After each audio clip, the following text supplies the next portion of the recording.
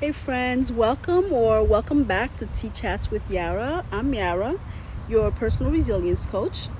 Now, in our last video, we talked about thoughts, emotions, and actions and how they shape our lives.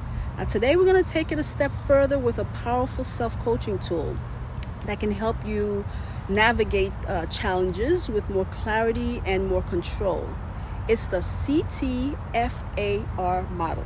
And that stands for circumstances, thoughts, feelings, actions, and results. So let's break it down. We'll start with step one, circumstances.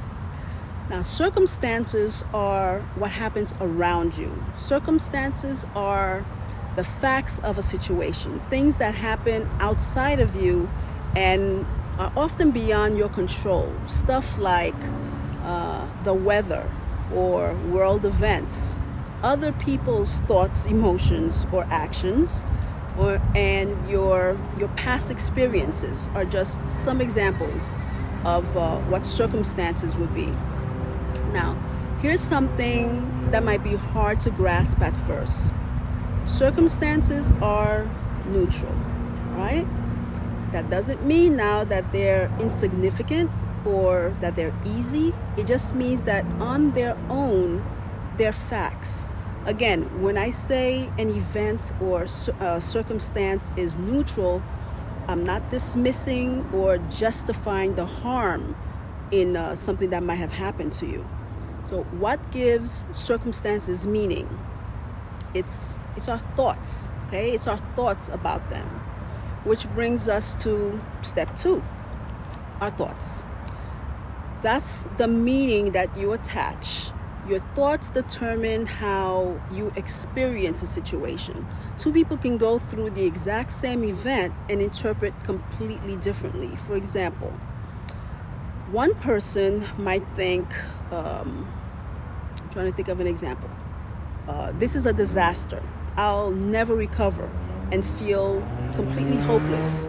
And another person might think, this is tough, but I'll find a way through. And then that person might feel determined. So your thoughts shape your feelings, which now leads us to the next step, feelings. The feelings are the emotional response. The meaning that we attach to an event triggers an emotional response in our body. Now, if you believe that I'm not good enough, you may feel discouraged or anxious.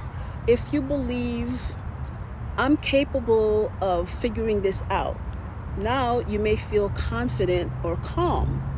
Now, these emotions, they drive our actions or oftentimes our lack of action, which brings us now to the next step, actions. That would be what you do or don't do.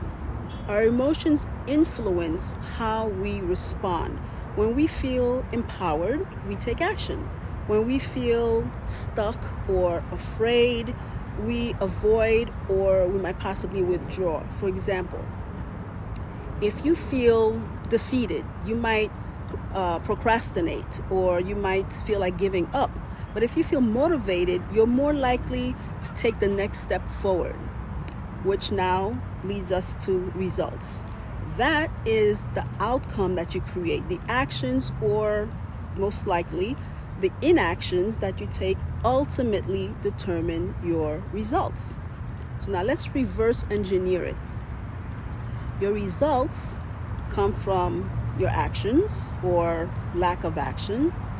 Your actions are influenced by your feelings. Your feelings are shaped by your thoughts. And your thoughts are how you interpret your circumstances. So this is why changing your thoughts can change your outcomes. Okay, you with me so far? Now here's the catch. Your brain loves to be right. It looks for evidence to confirm your beliefs. If you think that I always mess up, your brain will highlight every mistake while ignoring all of the successes. But here's the good news. You can change the story, even in the most difficult situations. By noticing your automatic thoughts, you open the door to new possibilities, to healing, and to growth. So now that you understand the model, here's how you can apply it in real life when facing a challenge. Now, you would first identify the circumstance. What's the factual event or situation? Now, this is where you have to stick to just the facts, no opinions or interpretations, all right? Now you notice your thoughts. What meaning are you attaching to this situation? What are you telling yourself? So recognize your feelings. How does that thought make you feel? And then you observe your actions. What do you do or avoid doing when you feel this way? So look at your results. Are your actions creating the outcome that you want? Now, if the result isn't what you want, go back and ask yourself, what's another way I could look at this? What's a thought that would help me feel more empowered? What small action can I take that aligns with my values? All right?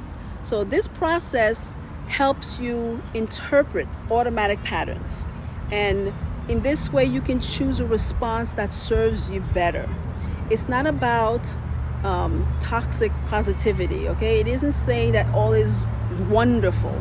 It's about shifting your perspective in a way that supports your growth and your well-being. So I know this isn't always easy, okay? Especially when emotions run deep. But with practice, patience, and self-compassion, you can start coaching yourself through difficult moments and create the life that you truly want. Okay? So if this resonates with you, I'd love to hear your thoughts. Drop your takeaways or your questions in the comments, and let's keep this conversation going. And until next time, be kind to yourself and be kind to others. Take care.